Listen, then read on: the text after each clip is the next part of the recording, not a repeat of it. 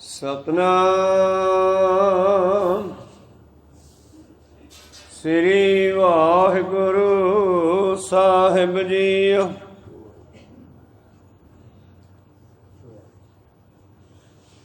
ਚੇਤ ਗੋਬਿੰਦ ਆਰਾਧਿਐ ਹੋਵੈ ਆਨੰਦ ਘਨਾ। ਸੰਤ ਜਨਾ ਮਿਲ ਪਾਈਐ ਰਸਨਾ ਨਾਮ ਭਣਾ। ਜਿਨ ਪਾਇਆ ਪ੍ਰਭ ਆਪਣਾ ਆਏ ਤਿਸੈ ਗਣਾ। ਇਕ ਖਿਨ ਤਿਸ ਬਿਨ ਜੀਵਨਾ ਬਿਰਥਾ ਜਨਮ ਜਨਾ। ਜਲ ਥਲ ਮਹੀਲ ਪੂਰਿਆ ਰਵਿਆ ਵਿੱਚ ਬਣਾ। ਸੋ ਪ੍ਰਭ ਚਿਤ ਨ ਆਵਈ ਕਿਤੜਾ ਦੁਖ ਗਣਾ। ਜਿਨੀ ਰਾਵਿਆ ਸੋ ਪ੍ਰਭੂ ਤਿੰਨਾ ਭਾਗ ਮਨਾ। ਹਰ ਦਰਸ਼ਨ ਕੋ ਮਨ ਲੋਚਦਾ ਨਾਨਕ ਪਿਆਸ ਮਨਾ। ਚੇਤ ਮਿਲਾਏ ਸੋ ਪ੍ਰਭੂ ਤਿਸ ਕੈ ਪਾਏ ਲਗਾ।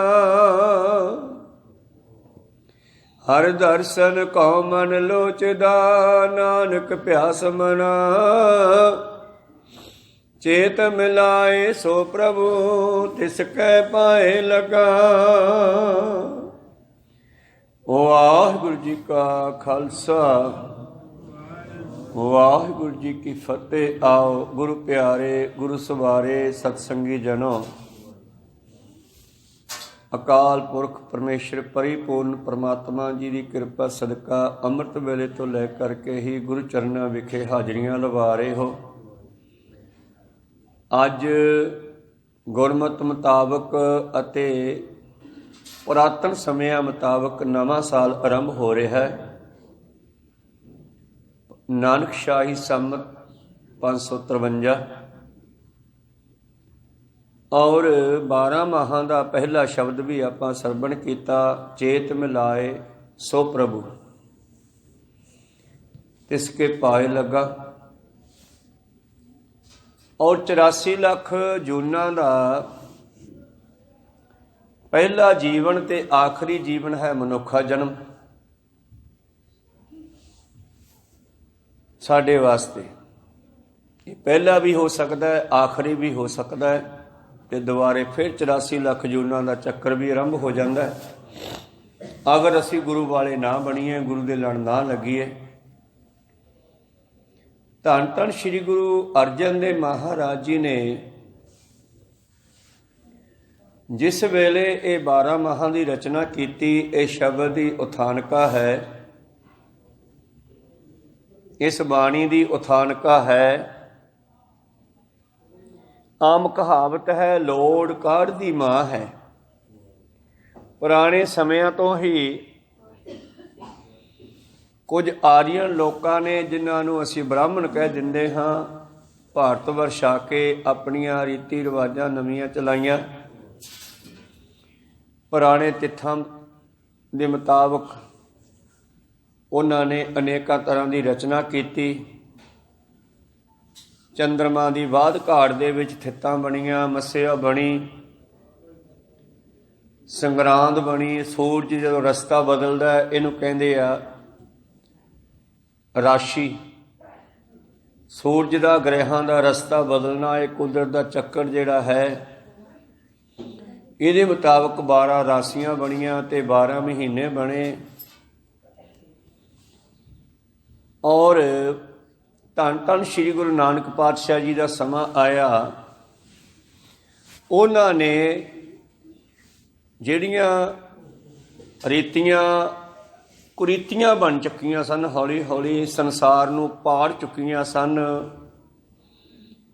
4 ਹਿੱਸਿਆਂ ਵਿੱਚ ਵੰਡ ਚੁੱਕੀਆਂ ਸਨ। ਜਿਹੜੀਆਂ ਰੀਤਾਂ ਤੋਂ ਕੁਰੀਤਾਂ ਬਣ ਗਈਆਂ, ਕਿਉਂਕਿ ਚਲਦੇ ਚਲਦੇ ਮਨੁੱਖ ਵਿਗੜ ਜਾਂਦਾ ਹੌਲੀ ਹੌਲੀ।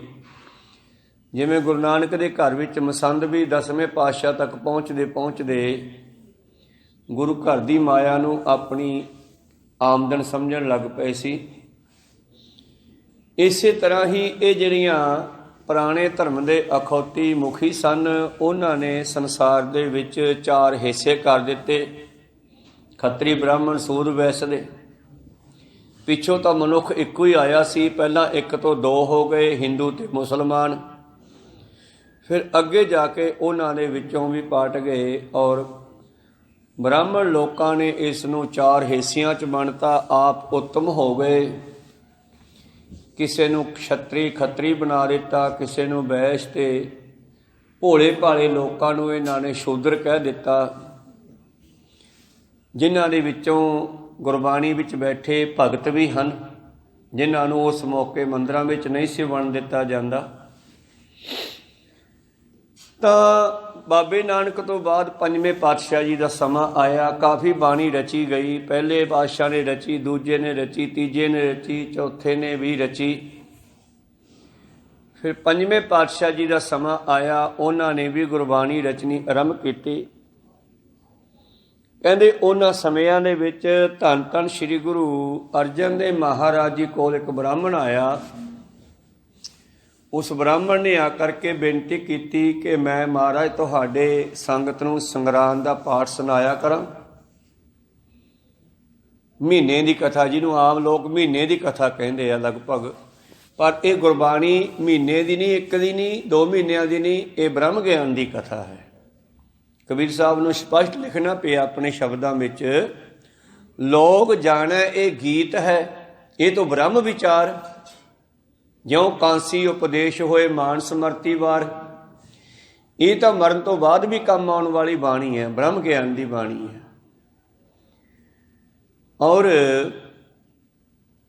ਉਹ ਬ੍ਰਾਹਮਣ ਕਹਿਣ ਲੱਗਿਆ, ਮਹਾਰਾਜ ਮੈਂ ਤੁਹਾਡੀ ਸੰਗਤ ਨੂੰ ਮਹੀਨੇ ਦੀ ਕਥਾ ਸੁਣਾ ਦਿਆ ਕਰਾਂ।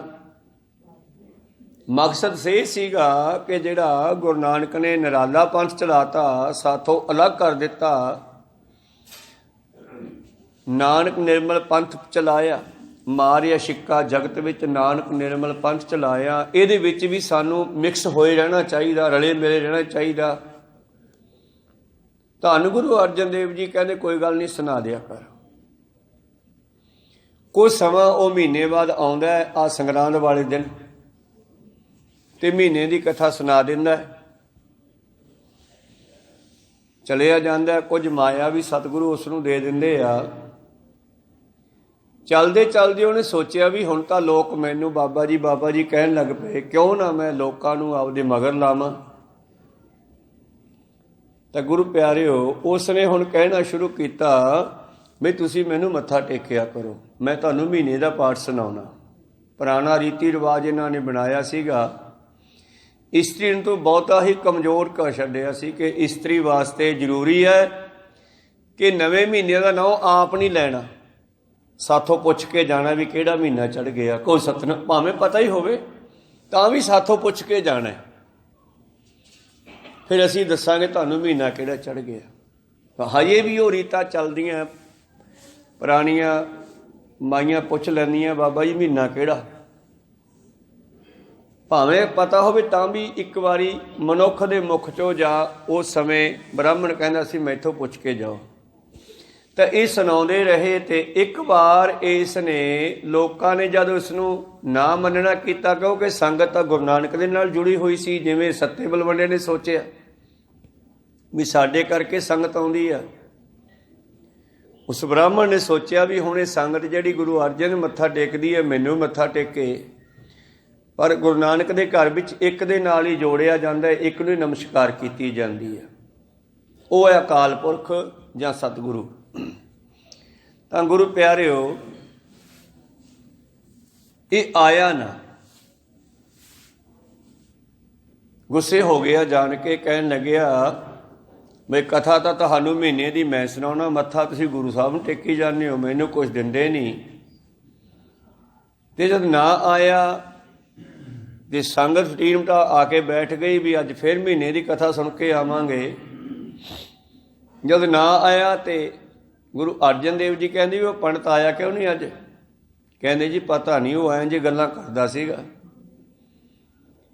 ਤੇ ਬਾਬਾ ਬੁੱਢਾ ਜੀ ਹੋਰਾਂ ਨੇ, ਸਿੱਖਾਂ ਨੇ ਬੇਨਤੀ ਕੀਤੀ, ਪਾਤਸ਼ਾਹ ਤੁਸੀਂ ਕਿਹੜਾ ਘੱਟ ਹੋ, ਤੁਸੀਂ ਸਾਨੂੰ ਮਹੀਨੇ ਦੀ ਕਥਾ ਸੁਣਾ ਦਿਆ ਕਰੋ। ਕੋ ਸਤਨਾਮ ਸ੍ਰੀ। ਤੁਸੀਂ ਆਪਣੇ ਬਚਨ ਸੁਣਾਓ ਸਾਨੂੰ। ਤਾਂ ਫਿਰ ਜਦੋਂ ਉਹ ਨਾ ਆਇਆ ਤੇ ਗੁਰੂ ਅਰਜਨ ਦੇਵ ਜੀ ਨੂੰ ਬਾਬਾ ਬੁੱਢਾ ਜੀ ਹੋਰੇ ਸੰਗਤਾਂ ਨੇ ਬੇਨਤੀ ਕੀਤੀ, ਮਹਾਰਾਜ ਤੁਸੀਂ ਸੁਣਾਓ। ਫਿਰ ਗੁਰੂ ਅਰਜਨ ਦੇਵ ਜੀ ਨੇ ਇਹ ਬਾਣੀ ਦੀ ਰਚਨਾ ਕੀਤੀ 12 ਮਾਹਾਂ ਦੀ। 12 ਮਾਹਾਂ ਪਹਿਲਾਂ ਵੀ ਕਵੀਆਂ ਨੇ ਲਿਖੇ ਨੇ, ਬਹੁਤ ਸਾਰਿਆਂ ਨੇ। ਧੰਨ ਗੁਰੂ ਨਾਨਕ ਦੇਵ ਜੀ ਦਾ ਵੀ ਹੈ ਤੁਖਾਰੀ ਸ਼ੰਤ 12 ਮਾਹਾਂ ਮਹੱਲਾ ਪਹਿਲਾ ਤੁਖਾਰੀ ਰਾਗ ਦੇ ਵਿੱਚ। ਤੋ ਖੈਰ ਇਹ 12 ਮਾਹਾਂ ਬਹੁਤ ਸੌਖਾ ਸਮਝ ਆਉਂਦਾ, ਇਹ ਪ੍ਰਚਲਿਤ ਹੋ ਗਿਆ। ਹੁਣ ਆਪਾਂ ਹਰ ਮਹੀਨੇ ਇਸ 12 ਮਾਹਾਂ ਦੇ ਇੱਕ ਸ਼ਬਦ ਦੀ ਵਿਚਾਰ ਸਾਂਝੀ ਕਰਦੇ ਹਾਂ। ਜਿਹੜੀ ਇਹ ਬਾਣੀ ਸਾਨੂੰ ਸੰਸਾਰ ਨਾਲ ਜੋੜਦੀ ਹੈ, ਉੱਥੇ ਕਰਤਾਰ ਨਾਲ ਵੀ ਜੋੜਦੀ ਹੈ। ਸੰਸਾਰ ਦਾ ਗਿਆਨ ਦਿੰਦੀ ਹੈ, ਉੱਥੇ ਪਰਮੇਸ਼ਰ ਵਿੱਚ ਮਿਲਣ ਦਾ ਗਿਆਨ ਵੀ ਦਿੰਦੀ ਹੈ। ਹੁਣ ਅੱਜ ਆਪਾਂ ਚੇਤ ਦਾ ਮਹੀਨਾ ਆਰੰਭ ਕਰਨ ਲੱਗੇ ਹਾਂ। ਚੇਤ ਦੇ ਮਹੀਨੇ ਦੇ ਵਿੱਚ ਧੰਨ ਧੰਨ ਸ੍ਰੀ ਗੁਰੂ ਅਰਜਨ ਦੇਵ ਮਹਾਰਾਜ ਜੀ ਕੀ ਬਖਸ਼ਿਸ਼ ਕਰਦੇ ਹਨ। ਪਹਿਲਾਂ ਤਾਂ ਸਾਡੀ ਆਰੰਭਤਾ ਸ਼ੁਰੂ ਕਰਦੇ ਆ ਵੀ ਅਸੀਂ ਕਿੱਥੋਂ ਆਏ ਹਾਂ, ਕੀ ਕੀ ਕਰਦੇ ਆਏ ਹਾਂ। ਫਿਰ ਅਸੀਂ ਕਿੰਨੇ ਦੁੱਖਾਂ ਵਿੱਚੋਂ ਲੰਘ ਕੇ ਆਏ ਹਾਂ। ਤੇ ਦੁਖੀ ਬੰਦਾ ਫਿਰ ਦੁੱਖ ਨੂੰ ਖਤਮ ਕਰਨ ਦੇ ਵਾਸਤੇ ਕਈ ਵੈਦਾਂ ਨੂੰ, ਡਾਕਟਰਾਂ ਨੂੰ, ਸਿਆਣਿਆਂ ਨੂੰ ਪੁੱਛਦਾ ਮੈਂ ਕੀ ਕਰਾਂ। ਤੇ ਸਿੱਖ ਨੇ ਗੁਰੂ ਨੂੰ ਪੁੱਛਿਆ ਮਹਾਰਾਜ ਮੈਂ ਕੀ ਕਰਾਂ। ਗੁਰੂ ਸਾਹਿਬ ਜੀ ਕਹਿੰਦੇ ਹਨ ਸਿੱਖ ਕਿਵੇਂ ਬੇਨਤੀ ਕਰਦਾ ਹੈ, ਆਪਾਂ ਇਹ ਵਿਚਾਰ ਆਰੰਭ ਕਰਕੇ ਸਰਵਣ ਕਰੀਏ। ਉਸ ਤੋਂ ਪਹਿਲਾਂ ਆਪਣੀਆਂ ਅਤੇ ਦੱਸਦੀਆਂ ਗੁਰੂ ਚਰਨਾਂ ਵਿੱਚ ਲਵਾਓ ਹਾਜ਼ਰੀਆਂ। ਗੁਰੂ ਕਾ ਬਖਸ਼ਿਆ ਫਤਿਹ ਦਾ ਨਾਅਰਾ ਕਰੋ ਬੁਲੰਦ ਗੱਜ ਕੇ ਆਖੋ ਜੀ ਵਾਹਿਗੁਰੂ ਜੀ ਕਾ ਖਾਲਸਾ ਵਾਹਿਗੁਰੂ ਜੀ ਕੀ ਫਤਿਹ। 12 ਮਾਹਾਂ ਮਾਂਝ ਮਹੱਲਾ ਪੰਜਵਾ ਘਰ ਚੌਥਾ।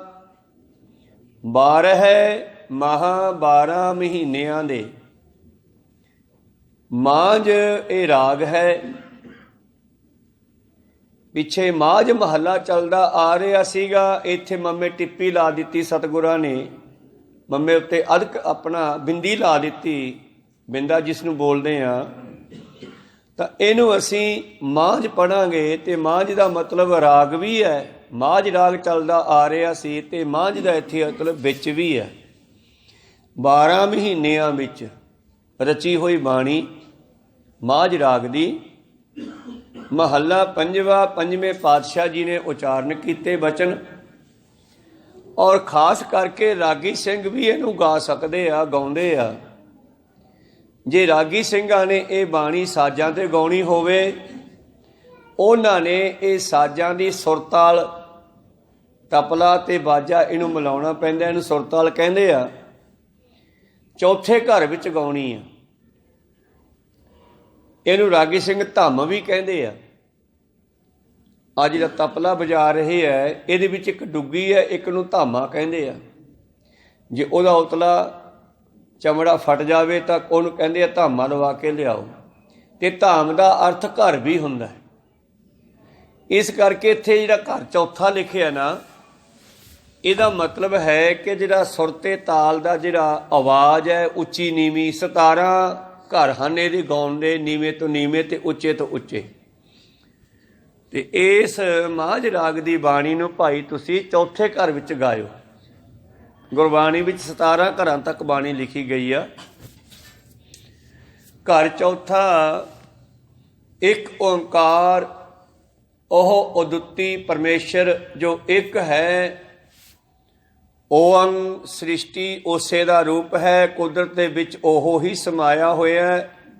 ਕੁਦਰਤ ਕਰਕੇ ਵਸਿਆ ਸੋਏ। ਆਪਣੀਆਂ ਬਾਡੀਆਂ ਬਣਾ ਕੇ ਜੀਵਾਂ ਦੀਆਂ ਵਿੱਚ ਉਹੀ ਖੇਡ ਰਿਹਾ ਸਭ ਦੇ। ਕਹੂੰ ਫੂਲ ਰਾਜਾ ਹੋਵੇ ਬੈਠਾ, ਕਹੂੰ ਸਿਮਟ ਪਇਓ ਸ਼ੰਕਰ ਕੈਠਾ। ਸਗਰੀ ਸ਼੍ਰੇਸ਼ਟ ਦਿਖਾਏ ਅਚੰਭਵ, ਆਦ ਜੁਗਾਦ ਸਰੂਪ ਸਵਯੰਭਵ। ਐਸਾ ਉਹ ਪਰਮੇਸ਼ਰ ਹੈ। ਪ੍ਰੀਤਮ ਜੀ ਕਹਿੰਦੇ ਉਹ ਇੱਕ ਅਦੁੱਤੀ ਜੋ ਪਰਮੇਸ਼ਰ ਹੈ, ਸ੍ਰਿਸ਼ਟੀ ਦੇ ਵਿੱਚ ਹੀ ਸਮਾਇਆ ਹੋਇਆ ਹੈ। ਉੱਤੇ ਲਾਈ ਹੈ ਕਾਰ, ਜਿਹੜੀ ਐਦਾਂ ਡੰਡੀ ਲਾਈ ਹੈ, ਇਹਦਾ ਨਾਂ ਹੈ ਕਾਰ। ਮੂਹਰੇ ਏਕੇ ਦਾ ਇੱਕ, ਊੜੇ ਦਾ ਓਮ। ਜਿਹੜੀ ਉੱਤੇ ਡੰਡੀ ਲਾਈ ਹੈ ਉਹਦਾ ਮਤਲਬ ਹੈ ਕਾਰ। ਕਾਰ ਦਾ ਮਤਲਬ ਹੈ ਹੁਕਮ। ਕੁਦਰਤ ਦੇ ਵਿੱਚ ਹੁਕਮ ਉਹਦਾ ਚੱਲਦਾ ਹੈ। ਸਾਡੇ ਸਰੀਰ ਉਹਦੇ ਹੁਕਮ ਅੰਦਰ ਹੀ ਚੱਲ ਰਹੇ ਹਨ। ਹੁਕਮੀ ਹੁਕਮ ਚਲਾਏ ਰਾਹੋ, ਨਾਨਕ ਬਿਗਸੈ ਬੇਪਰਵਾਹੋ। ਚਲਾ ਚਲਾ ਕੇ ਸਾਨੂੰ ਵੇਖਦਾ ਤੇ ਖੁਸ਼ ਹੁੰਦਾ। ਜਿਨ ਉਪਾਈ ਰੰਗ ਰਵਾਈ, ਬੈਠਾ ਵੇਖੈ ਵਖ ਅਕੇਲਾ। ਪ੍ਰੀਤਮ ਜੀ ਕਹਿੰਦੇ ਸਤਿਗੁਰ ਪ੍ਰਸਾਦ, ਇਹਦੇ ਵਿੱਚ ਉਹਦਾ ਹੁਕਮ ਚੱਲਦਾ ਹੈ। ਐਸੇ ਅਦੁੱਤੀ ਪਰਮੇਸ਼ਰ ਨੂੰ ਪਾਉਣ ਲਈ ਸਤਿਗੁਰ ਪ੍ਰਸਾਦ, ਸੱਚੇ ਗੁਰੂ ਦੀ ਕਿਰਪਾ ਲੈਣੀ ਚਾਹੀਦੀ ਹੈ। ਇਹਦਾ ਇਹ ਵੀ ਅਰਥ ਬਣਦਾ ਜੋ ਇੱਕ ਓਂਕਾਰ ਹੈ, ਉਹਦੀ ਅੱਗੇ ਡੈਫੀਨੇਸ਼ਨ, ਉਸ ਦੀ ਲੱਛਣ, ਉਹਦਾ ਜਾਣਕਾਰੀ, ਉਹਦੇ ਗਿਆਨ ਜਿਵੇਂ ਮੂਲ ਮੰਤਰ ਵਿੱਚ ਹਨ, ਉਸੇ ਤਰ੍ਹਾਂ ਇੱਥੇ ਵੀ ਹੈ। ਉਹ ਸੱਤ ਹੈ, ਬਸ ਉਹੋ ਹੀ ਸੱਤ ਹੈ, ਬਾਕੀ ਸਭ ਖਤਮ ਹੋਣ ਵਾਲਾ ਹੈ। ਗੁਰ ਪ੍ਰਸਾਦ, ਉਸ ਸੱਚੇ ਪਰਮੇਸ਼ਰ ਨੂੰ ਗੁਰੂ ਦੀ ਕਿਰਪਾ ਦੇ ਨਾਲ ਪਾਇਆ ਜਾ ਸਕਦਾ ਹੈ। ਉਹ ਸਾਡੀ ਜ਼ਿੰਦਗੀ ਦਾ ਗੁਰ ਹੈ, ਉਹਦੇ ਕਰਕੇ ਸਾਡੀ ਜ਼ਿੰਦਗੀ ਚੱਲਦੀ ਹੈ। ਉਹ ਮਾਰਗ ਦਰਸ਼ਨ ਕਰਨ ਵਾਲਾ ਹੈ। ਹੁਣ ਅੱਗੇ ਗੱਲ ਆ ਗਈ ਸਾਡੀ, ਅਸੀਂ ਕਿੱਥੋਂ ਕਿੱਥੋਂ ਆਏ ਹਾਂ। ਇਹ ਸ਼ਬਦ ਨੂੰ ਪਹਿਲਾਂ ਸਾਂਝਾ ਕਰਦੇ ਹਾਂ, ਫਿਰ ਚੇਤ ਵਾਲੇ ਸ਼ਬਦ ਦੀ ਗੱਲ ਕਰਾਂਗੇ। ਕਿਰਤ ਕਰਮ ਕੇ ਵਿਛੜੇ, ਕਰ ਕਿਰਪਾ ਮਿਲੋ ਰਾਮ। ਧੰਨ ਧੰਨ ਸ੍ਰੀ ਗੁਰੂ ਅਰਜਨ ਦੇਵ ਜੀ ਨੂੰ ਪਤਾ ਹੈ ਕਿ ਅਸੀਂ ਜਿਹੜੇ ਹਾਂ ਕਿੱਥੋਂ ਕਿੱਥੋਂ ਭਟਕਦੇ ਆ ਰਹੇ ਹਾਂ। ਇਹ ਗੁਰਬਾਣੀ ਨੂੰ ਉਚਾਰਨ ਵੇਲੇ ਸਵਾਲ ਵੀ ਗੁਰੂਆਂ ਨੇ ਕੀਤੇ ਜਿਹੜੇ ਸਾਡੇ ਸਭ ਦੇ ਹੈ, ਤੇ ਜਵਾਬ ਵੀ ਉਹਨਾਂ ਦਿੱਤੇ ਜਿਹੜੇ ਉਹਨਾਂ ਦੇ ਹਨ। ਉਹ ਸਾਨੂੰ ਜਵਾਬ ਦਿੰਦੇ ਨੇ। ਆਹ ਸਾਡੇ ਵੱਲੋਂ ਬੇਨਤੀ ਆ, ਸੰਸਾਰ ਵੱਲੋਂ, ਜੀਵ ਵੱਲੋਂ ਜਾਂ ਸਿੱਖ ਵੱਲੋਂ। ਕਈ ਜਨਮ ਪੈ ਕੀਟ ਪਤੰਗਾ, ਕਈ ਜਨਮ ਗਜ ਮੀਨ ਕੁਰੰਗਾ, ਕਈ ਜਨਮ ਪੰਖੀ ਸਰਪ ਹੋਇਓ, ਕਈ ਜਨਮ ਹੈਵਰ ਬਿਰਖ ਜੋਇਓ। ਮਿਲ ਜਗਦੀਸ਼ ਮਿਲਨ ਕੀ ਬਰੀਆ, ਚਿਰੰਕਾਲੇ ਦੇਹ ਸੰਜਰੀਆ। ਬੜੇ ਲੰਮੇ ਸਮੇਂ ਤੋਂ ਬਾਅਦ ਅਸੀਂ ਮਨੁੱਖ ਬਣੇ ਹਾਂ। ਮਾਨਸ ਜਾਮਾ ਮਿਲਿਆ ਹੈ ਬੜੇ ਲੰਬੇ ਸਮੇਂ ਬਾਅਦ। ਪਾਤਸ਼ਾਹ ਜੀ ਕਹਿੰਦੇ ਕਿਰਤ ਕਰਮ ਕੇ ਵਿਛੜੇ, ਆਪਣੀਆਂ ਕਿਰਤਾਂ ਕਰਕੇ, ਆਪਣੇ ਕਰਮਾਂ ਕਰਕੇ ਅਸੀਂ ਪਰਮੇਸ਼ਰ ਤੋਂ ਵਿਛੜ ਕੇ ਦੁਨੀਆ ਵਿੱਚ ਭਟਕ ਰਹੇ ਹਾਂ। ਕਰ ਕਿਰਪਾ ਮੇਲੋ ਰਾਮ, ਮਹਾਰਾਜ ਦੁਬਾਰਾ ਆਪਣੇ ਨਾਲ ਮਿਲਾ ਲਓ, ਮੈਨੂੰ ਦੁਬਾਰਾ ਆਪਣੇ ਨਾਲ ਮਿਲਾ ਲਓ। ਚਾਰ ਕੁੰਟ ਦਹਿ ਦਿਸ ਭਰਮੇ, ਚਾਰਾਂ ਕੁੰਟਾਂ ਦੇ ਵਿੱਚ, ਦਸ਼ਾਂ ਦਿਸ਼ਾਵਾਂ ਦੇ ਵਿੱਚ ਭਟਕਦੇ ਹੋਏ, ਥੱਕ ਹਾਰ ਕੇ, ਜਦੋਂ ਕਿਤੇ ਵੀ ਹੱਥ ਨਾ ਪਵੇ ਤੇ ਫਿਰ ਅਸੀਂ ਪਰਮੇਸ਼ਰ ਅੱਗੇ ਬੇਨਤੀ ਕਰਦੇ ਹਾਂ। ਸਾਰੇ ਪਾਸਿਆਂ ਤੋਂ ਥੱਕ ਹਾਰ ਕੇ ਆਏ ਪ੍ਰਭ ਕੀ ਸ਼ਾਮ, ਸਤਿਗੁਰੂ ਤੇਰੀ ਸ਼ਰਨ ਵਿੱਚ ਆਏ ਆ, ਰੱਖ ਲੈ। ਅੱਗੇ ਸਤਿਗੁਰੂ ਪਾਤਸ਼ਾਹ ਕਹਿੰਦੇ ਬਿਨ ਗੁਣ ਕੀਤੇ ਭਗਤ ਨਾ ਹੋਏ। ਸੌਦਾ ਲੈਣ ਜਾਈਏ ਤੇ ਉੱਥੇ ਵੀ ਕੁਝ ਦੇਣਾ ਪੈਂਦਾ, ਤੇਰੇ ਕੋਲ ਕੀ ਆ। ਤੇ ਗੁਰੂ ਦੇ ਕੋਲ ਆਏ ਆ ਅਸੀਂ ਕੁਝ ਲੈਣ, ਤੇ ਅਸੀਂ ਕੀ ਲੈ ਕੇ ਆਏ ਆ। ਬਿਨ ਗੁਣ ਕੀਤੇ ਭਗਤ ਨਾ ਹੋਏ। ਗੁਰੂ ਦੇ ਅੱਗੇ ਦਰਸ਼ਨੀ ਭੇਟਾ ਕੋਈ ਨਾ ਕੋਈ ਰੱਖਣੀ ਚਾਹੀਏ। ਫਿਰ ਗੁਰੂ ਪ੍ਰਵਾਨ ਕਰਦਾ ਹੈ, ਪਰ ਦਰਸ਼ਨੀ ਵੀ ਭੇਟਾ ਦਸਾਂ ਨੌਹਾਂ ਦੀ ਕਿਰਤ ਵਾਲੀ ਹੋਵੇ। ਧੇਨ ਦੁੱਧੈ ਤੇ ਬਾਹਰੀ, ਕਿਤੇ ਨਾ ਆਵੇ ਕਾਮ। ਨਹੀਂ ਤਾਂ ਫਿਰ ਜਿਹੜੀ ਗਾਂ ਦੁੱਧ ਨਹੀਂ ਦਿੰਦੀ ਉਹਨੂੰ ਕੋਈ ਨਹੀਂ ਸੰਭਾਲਦਾ। ਤੇ ਜਿਸ ਸਿੱਖ ਦੇ ਵਿੱਚ, ਜਿਹੜੇ ਮਨੁੱਖ ਦੇ ਵਿੱਚ ਗੁਣ ਨਹੀਂ, ਤੇ ਉਹਨੂੰ ਵੀ ਗੁਰੂ ਕੀ ਕਰੇ। ਤੇਰੇ ਵਿੱਚ ਗੁਣ ਵੀ ਹੋਣੇ ਚਾਹੀਦੇ ਆ। ਚਾਹੇ ਅਸੀਂ ਧਰਮੀ ਵੀ ਹੋਈਏ, ਪਰ ਜੇ ਗੁਰਮਤਿ ਅਨੁਸਾਰ ਜੋ ਦੱਸਿਆ ਸਤਿਗੁਰਾਂ ਨੇ ਰਹਿਤਾਂ ਬਹਿਤਾਂ ਜੇ ਉਹ ਨਹੀਂ ਰੱਖਦੇ, ਫਿਰ ਅਸੀਂ ਪੂਰੇ ਨਹੀਂ, ਪਾਸ ਨਹੀਂ ਹੋ ਸਕਦੇ। ਤਾਂ ਇਸ ਕਰਕੇ ਸਿੱਖ ਦੇ ਕੋਲੇ ਭੇਟਾ ਕੀ ਹੈ ਦੇਣ ਵਾਸਤੇ ਗੁਰੂ ਨੂੰ।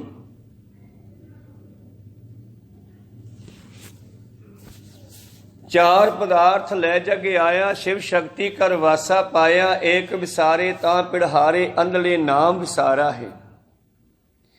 ਪੁਰਾਣੇ ਸਮਿਆਂ ਦੇ ਵਿੱਚ ਧੰਨ ਧੰਨ ਸ੍ਰੀ ਗੁਰੂ ਅਰਜਨ ਦੇਵ ਜੀ ਦੇ ਸਮੇਂ ਨੇ ਘਟਨਾ ਬਹੁਤ ਸੁੰਦਰ ਘਟੀ, ਜਿਹਦੇ ਵਿੱਚ ਭੇਟਾ ਦੀ ਗੱਲ ਹੈ ਵੀ ਸਿੱਖ ਨੇ ਦੇਣਾ ਕੀ ਹੈ ਗੁਰੂ ਨੂੰ, ਫਿਰ ਗੁਰੂ ਤੋਂ ਲੈਣਾ, ਫਿਰ ਗੁਰੂ ਕਿਰਪਾ ਕਰਦਾ।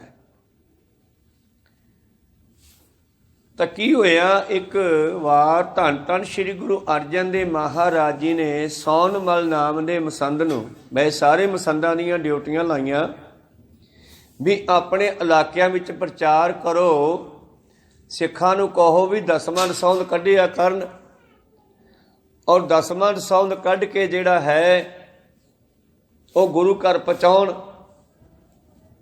ਔਰ ਤੁਸੀਂ ਲਿਸਟ ਬਣਾ ਕੇ ਲਿਆਓ, ਜਿਹੜਾ ਜੋ ਦਿੰਦਾ ਲਿਖ ਕੇ ਲਿਆਓ ਕਾਗਜ਼ ਤੇ। ਭਾਈ ਗੁਰਦਾਸ ਜੀ ਉਸ ਨੂੰ ਪੜ੍ਹ ਕੇ ਸੁਣਾਉਣਗੇ, ਬਾਬਾ ਬੁੱਢਾ ਜੀ ਅਰਦਾਸ ਕਰਨਗੇ ਤੇ ਸਤਿਗੁਰੂ ਅਰਜਨ ਦੇਵ ਜੀ ਉਹਨਾਂ ਸਿੱਖਾਂ ਦੇ ਨਾਮ ਸੁਣ ਕਰਕੇ ਬਖਸ਼ਿਸ਼ ਕਰਨਗੇ ਨਿਹਾਲ ਨਿਹਾਲ ਦੀ, ਤੇ ਸਾਰੀ ਸੰਗਤ ਤਰ ਜਾਣੀ। ਕਹਿੰਦੇ 22 ਮਸੰਦ ਜਿਹੜੇ ਤੀਜੇ ਪਾਤਸ਼ਾਹ ਨੇ ਥਾਪੇ ਸੀਗੇ, ਉਹਨਾਂ ਵਿੱਚ ਇੱਕ ਸੌਣਮੱਲ ਨਾਮ ਦਾ ਵੀ ਮਸੰਦ ਸੀ। ਇਹਨਾਂ ਸਾਰੇ ਮਸੰਦਾਂ ਨੇ ਆਪੋ ਆਪਣੇ ਇਲਾਕਿਆਂ ਵਿੱਚ ਜਾ ਕੇ ਪ੍ਰਚਾਰ ਕੀਤਾ ਪਿੰਡਾਂ 'ਚ, ਬਈ ਸਤਿਗੁਰੂ ਅਰਜਨ ਦੇਵ ਜੀ ਦਾ ਹੁਕਮ ਹੈ, ਭਾਈ ਦਸਵਾਂ ਦਸੌਂਦ ਕੱਢਣ ਦਾ ਜਿਹੜਾ ਹੈ ਯੁੱਗ ਤੋਂ ਵਰਤਾਓ। ਔਰ ਦਸੌਂਦ ਦੇ ਵਿੱਚ ਕਿਸੇ ਨਾਲ ਧੱਕਾ ਕੋਈ ਨਹੀਂ ਵੀ ਇੰਨੀ ਲੈਣੇ ਆ, ਜੋ ਵੀ ਤੁਹਾਡੀ ਦਸਾਂ ਨੌਹਾਂ ਦੀ ਕਿਰਤ ਹੈ, ਦਸੀ ਦੁੱਕੀ ਆਨਾ ਦਵਾਨੀ, ਉਹਨਾਂ ਸਮੇਂ ਛੋਟੇ ਪੈਸੇ ਹੁੰਦੇ ਸੀ, ਜਾਂ ਲੰਗਰ ਵਿੱਚ ਪਾਉਣ ਵਾਸਤੇ ਚੌਲ ਦਾਲ ਛੋਲੇ ਜੌਂ ਕਣਕ ਆਦਿ ਜੋ ਵੀ, ਇਹ ਸਾਡਾ ਕੁਝ ਸਾਰਾ ਕੁਝ ਸਾਡੇ ਕੋਲ ਜਮ੍ਹਾਂ ਕਰਾਓ ਲਿਆ ਕੇ ਗੁਰਦੁਆਰਾ ਸਾਹਿਬ 'ਚ। ਸਾਡੇ ਇਲਾਕੇ ਜਿੱਥੇ ਜਿੱਥੇ ਜਾ ਕੇ ਮਸੰਦਾਂ ਨੇ ਠੋਹੀ ਬਣਾਈ ਹੈ ਬੈਠਣ ਵਾਸਤੇ, ਜਾਂ ਕਿਸੇ ਸਰਾਂ ਵਿੱਚ ਬੈਠਦੇ ਆ, ਜਾਂ ਗੁਰੂ ਘਰ ਧਰਮਸ਼ਾਲਾ 'ਚ ਬੈਠਦੇ ਆ, ਪਿੰਡਾਂ ਦੇ ਵਿੱਚ ਪ੍ਰਚਾਰ ਕਰ ਦਿੰਦੇ ਆ। ਤੇ ਲੋਕਾਂ ਨੂੰ ਬੜਾ ਚਾਅ ਚੜ੍ਹਿਆ ਵੀ ਗੁਰੂ ਸਾਹਿਬ ਨੇ ਸਾਨੂੰ ਹੁਕਮ ਲਾਇਆ ਤੇ ਅਸੀਂ ਜਿਹੜਾ ਹੈ ਉਧਾਰ ਹੋਵੇਗਾ ਸਾਡਾ, ਮਾਰੇ ਕਿਰਪਾ ਕਰਨਗੇ।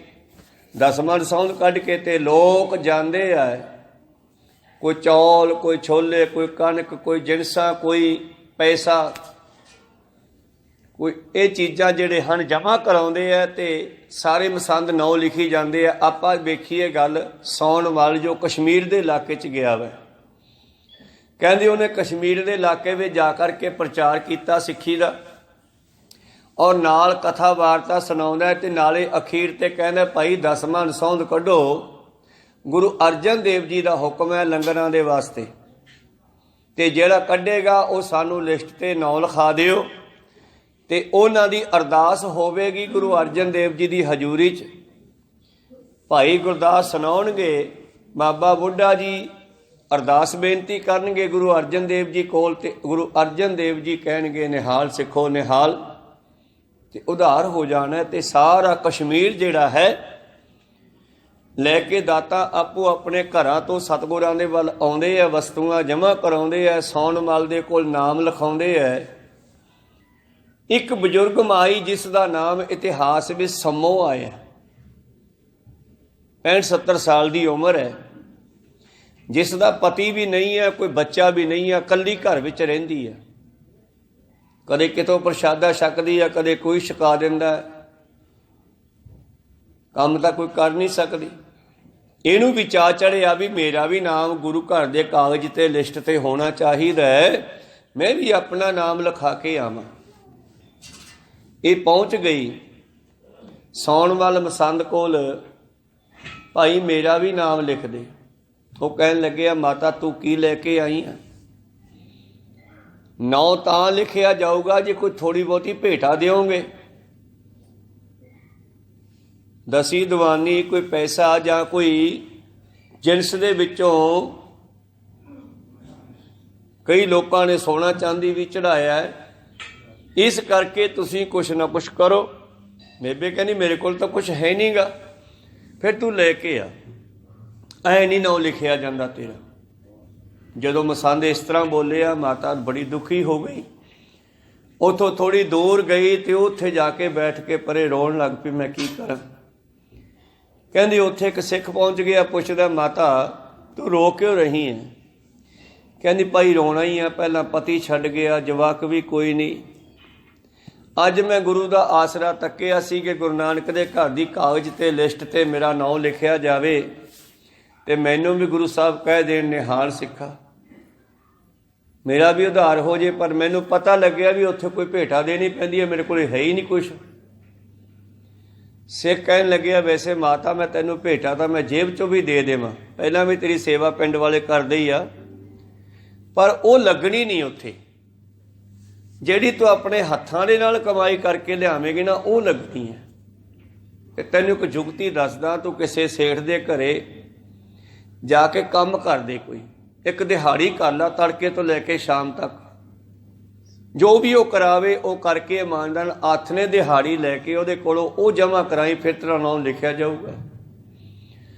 ਉਹ ਕਿਸੇ ਸੇਠ ਦੇ ਘਰ ਚਲੀ ਗਈ, ਕਹਿੰਦੀ ਵੀਰਾ ਮੈਨੂੰ ਇੱਕ ਦਿਨ ਵਾਸਤੇ ਦਿਹਾੜੀ ਦੇ ਦੇ ਔਰ मैं लऊँगी ਤਾਂ मैं इत्थों काम करा, ਜਿਹੜਾ ਕਹੇਗੀ ਉਹ कर दूँगा। ਉਹ ਕਹਿਣ ਲੱਗਿਆ ਬੇਬੇ ਤੈਨੂੰ ਕੀ ਗੱਲ ਹੈ, ਪੈਸੇ ਦੀ ਲੋੜ ਹੈ ਤੇ ਪੈਸੇ ਲੈ ਜਾ, ਕੋਈ ਕੱਪੜੇ ਸਮਾਉਣੇ ਆ ਤੇ ਕੱਪੜੇ ਸਮਾ ਦਿੰਦੇ ਆ। ਕਹਿੰਦੀ ਨਹੀਂ ਵੀਰਾ ਅੱਜ ਮੈਂ ਦਿਹਾੜੀ ਕਰਕੇ ਲੈਣੇ, ਮਿਹਨਤ ਕਰਕੇ ਸਰੀਰ ਦੇ ਨਾਲ। ਉਹ ਸੇਠ ਕਹਿਣ ਲੱਗਿਆ ਵੇਖ ਮਾਤਾ ਜੇ ਤਾਂ ਮੈਂ ਤੇਥੋਂ ਪੈਸੇ ਨਾਲ ਕੰਮ ਕਰਾਊਂ ਤੇ ਪੂਰਾ ਕਰਾਊਂਗਾ, ਤੇ ਨਹੀਂ ਤਾਂ ਮੈਂ ਦਾਨ ਦੇਵਾਂ ਤਾਂ ਫਿਰ ਤੈਨੂੰ ਉਂ ਹੀ ਦੇ ਦਿੰਦਾ। ਕਹਿਣ ਲੱਗੀ ਨਹੀਂ ਦਾਨ ਨਹੀਂ ਲੈਣਾ, ਅੱਜ ਮੈਂ ਦਿਹਾੜੀ ਕਰਨੀ ਆ। ਕਹਿੰਦੇ ਉਹਨਾਂ ਦੇ ਘਰ ਚੌਲ ਪਏ ਸੀ ਜੀਰੀ ਛਿਲਕੇ ਵਾਲੀ, ਤੇ ਪੁਰਾਣੇ ਸਮੇਂ ਵਿੱਚ ਜਿੰਨੇ ਖਾਣ ਜੋਗੇ ਉਹਨੇ ਕੁੱਟੇ ਮੁਗਲੀ ਵਿੱਚ ਦੌੜੀ ਵਿੱਚ ਤੇ ਉਹਨੇ ਧਰ ਲਏ। ਤੇ ਉਹ ਕਹਿਣ ਲੱਗਿਆ ਮਾਤਾ ਚੰਗਾ ਐਂ ਕਰ, ਫਿਰ ਜੇ ਤੂੰ ਇਹੀ ਗੱਲ ਕਰਨੀ ਹੈ ਤੇ ਆ ਚੌਲ ਪਏ ਨੇ ਇਹ ਕੁੱਟ ਦੇ ਸਾਡੇ ਉਖਲੀ ਦੇ ਵਿੱਚ, ਉਹ ਮੂੰਗਲੀ ਪਈ ਆ, ਹੱਥ ਨੇ ਦਿਹਾੜੀ ਲੈ ਲਈ। ਕਹਿਣ ਲੱਗੀ ਠੀਕ ਆ।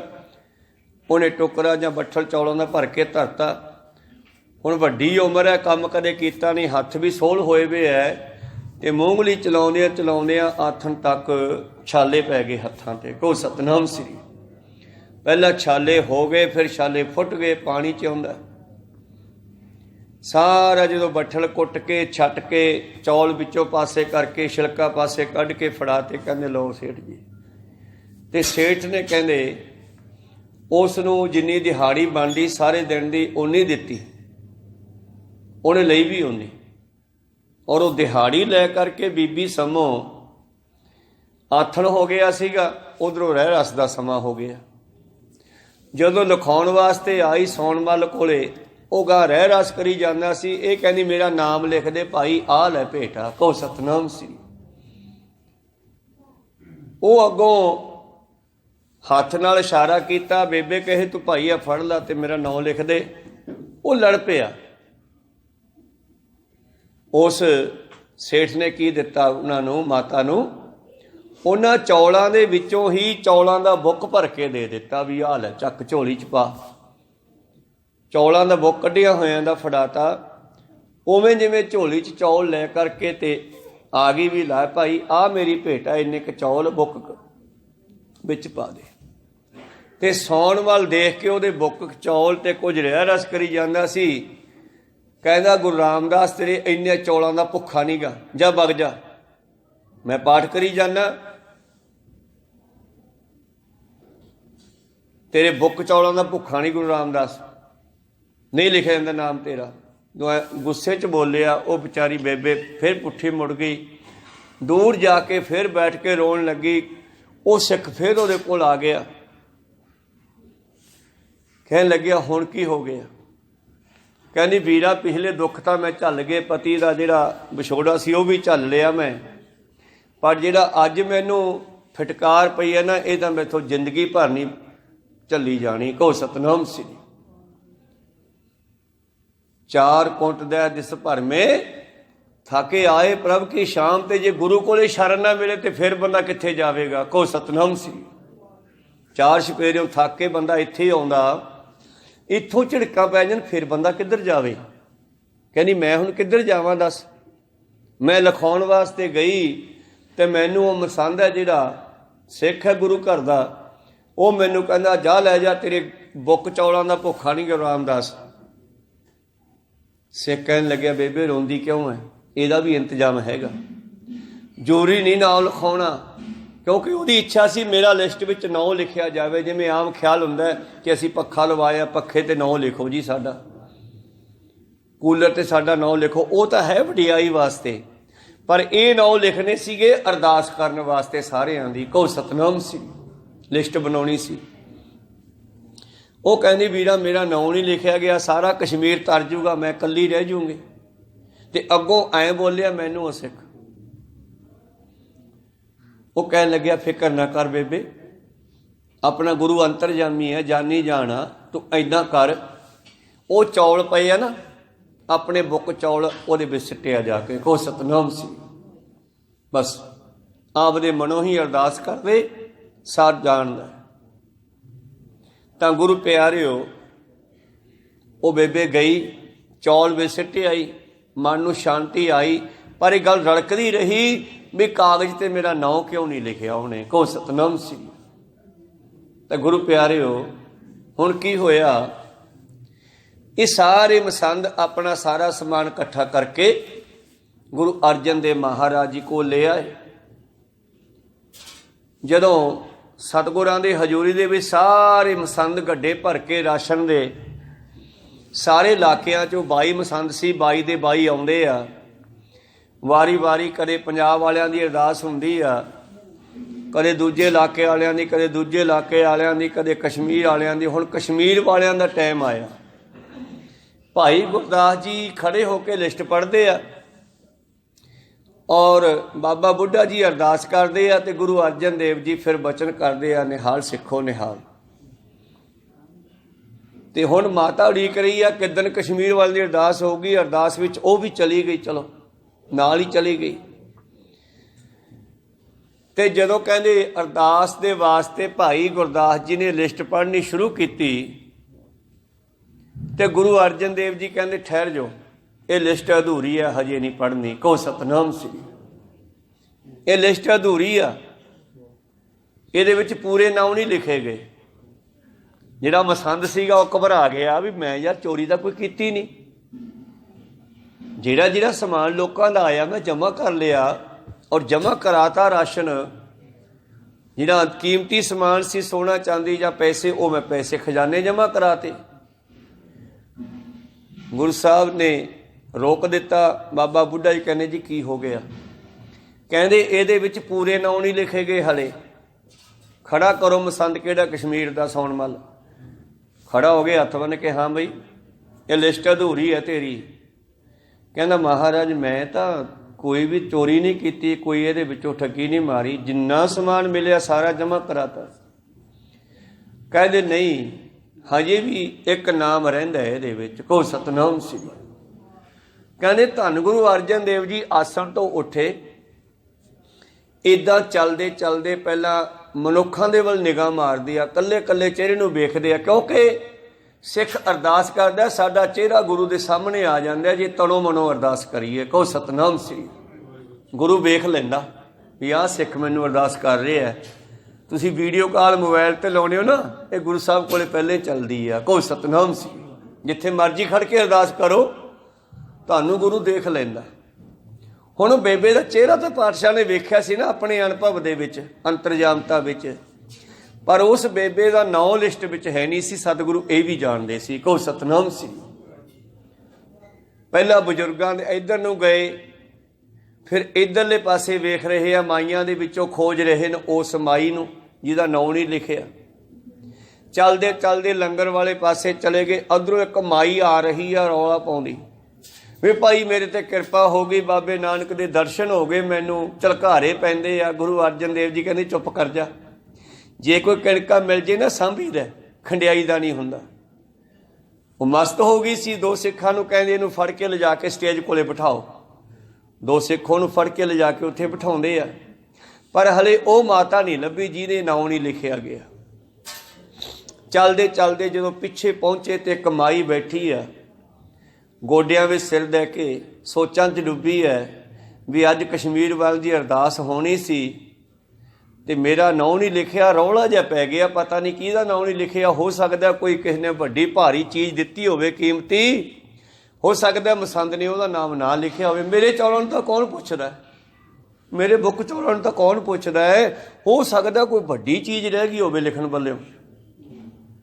धन गुरु अर्जन देव जी उस माई दे कोल जा खड़े, ਉਹਦਾ सिर थले आ, गोडियां दिता होया इदां बैठी आ।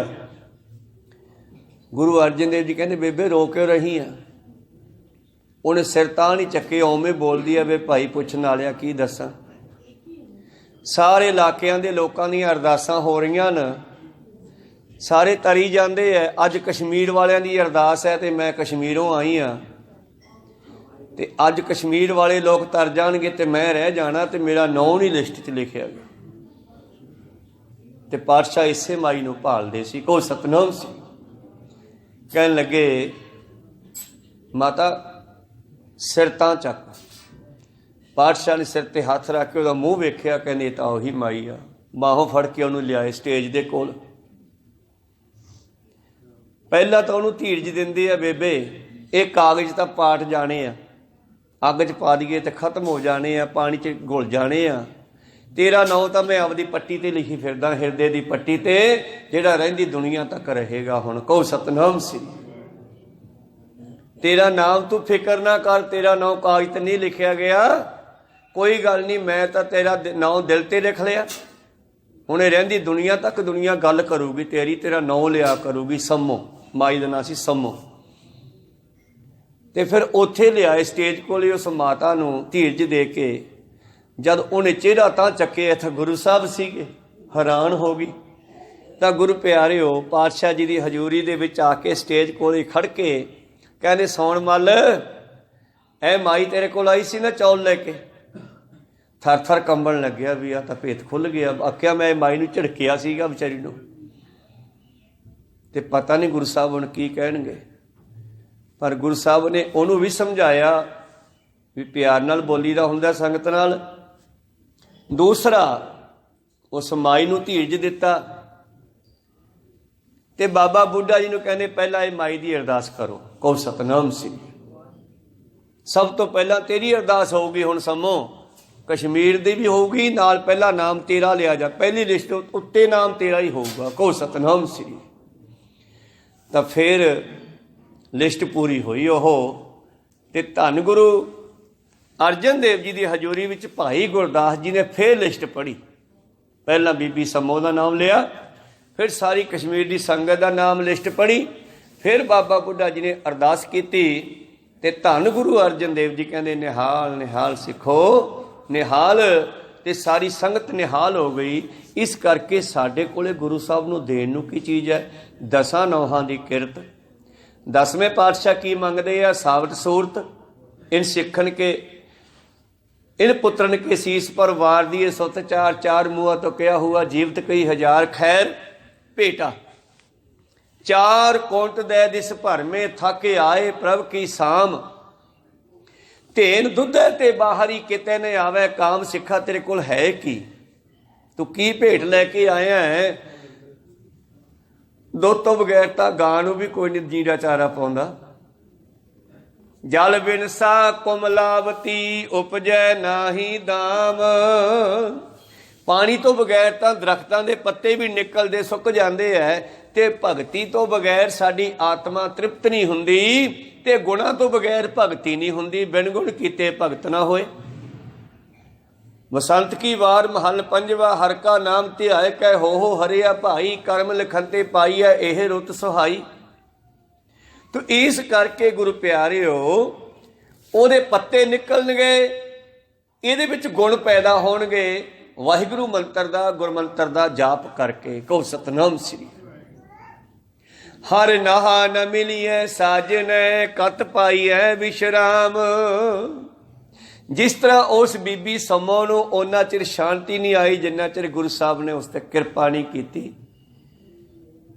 ਉਸੇ ਤਰ੍ਹਾਂ ਹੀ ਜਿਵੇਂ ਕੋਈ ਇਸਤਰੀ ਆਪਣੇ ਮਾਲਕ ਪਤੀ ਨੂੰ ਨਾ ਮਿਲੇ ਤੇ ਉਹਨੂੰ ਸ਼ਾਂਤੀ ਨਹੀਂ ਆ ਸਕਦੀ। ਜਿਵੇਂ ਹਰ ਨਾਹ ਨ ਮਿਲੀ ਹੈ ਸਾਜਨੇ ਕਤ ਪਾਈ ਹੈ ਵਿਸ਼ਰਾਮ। ਇੱਥੇ ਨਾਹ ਤੋਂ ਭਾਵ ਇਸਤਰੀ ਹੈ ਤੇ ਨਾਹ ਤੋਂ ਭਾਵ ਆਤਮਾ ਵੀ ਹੈ ਸਾਡੀ।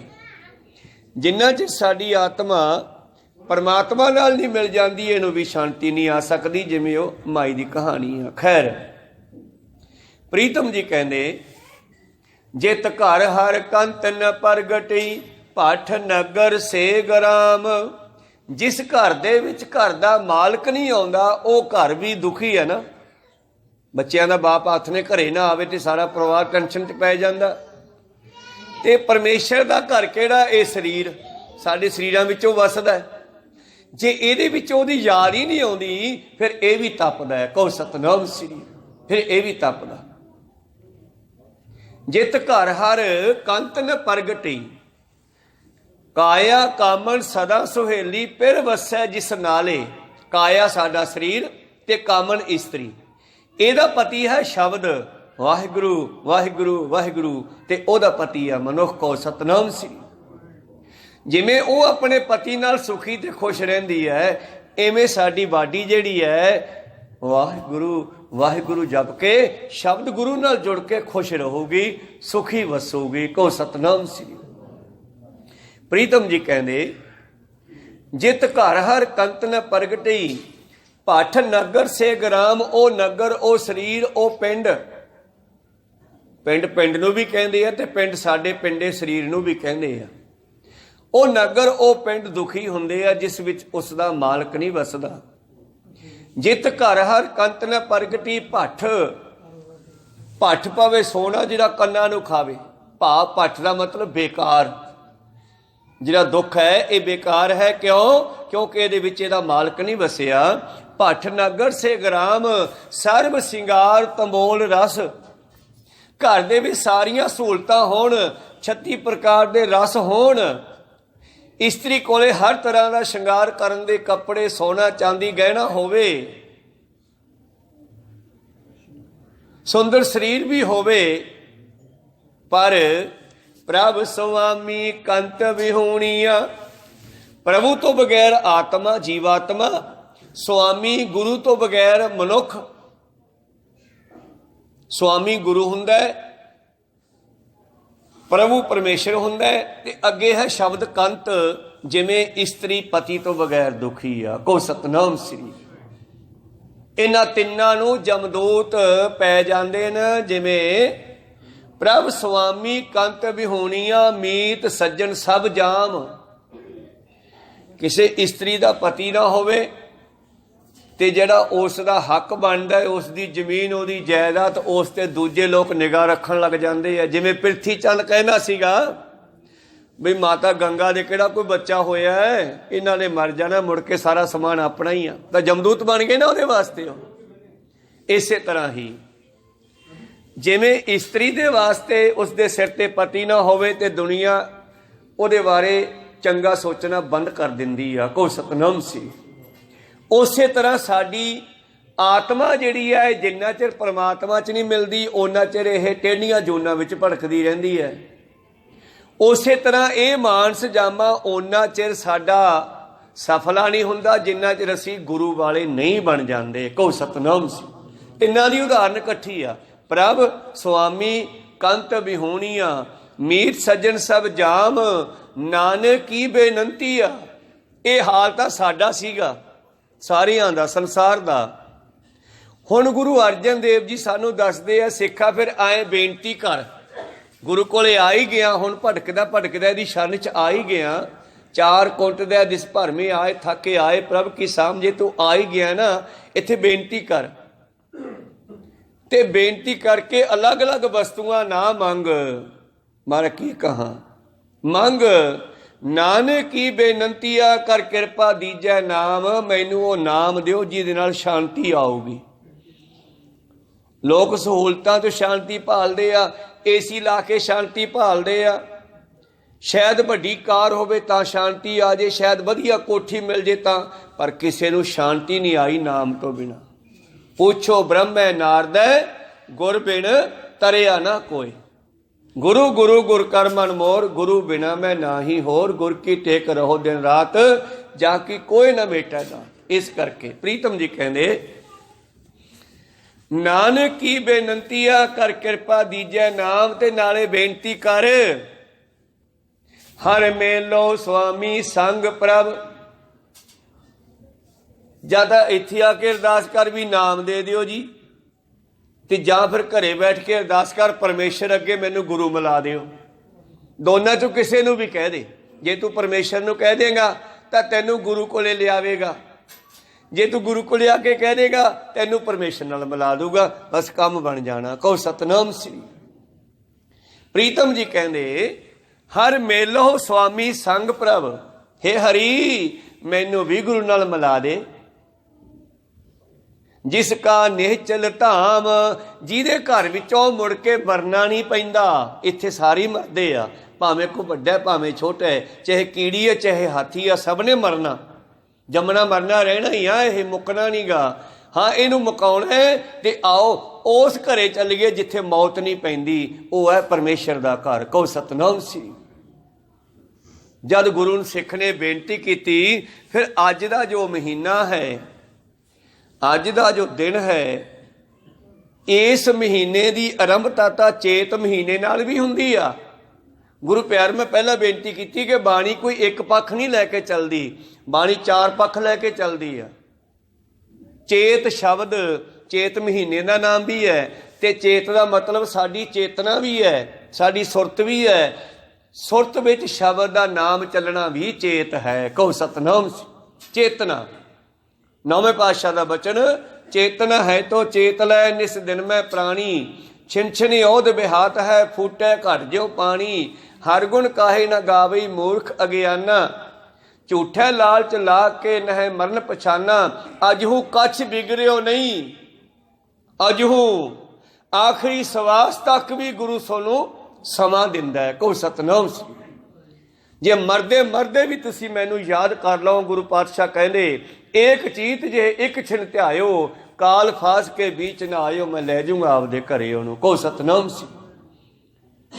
गल तो यही ने मरदे मरदे याद करना, पर यह नहीं पता मरना कदों है, तो हर वेले याद करना पऊगा। ये नहीं पता अगले थां ते मौत खड़ी होवे। कहो सतनाम श्री।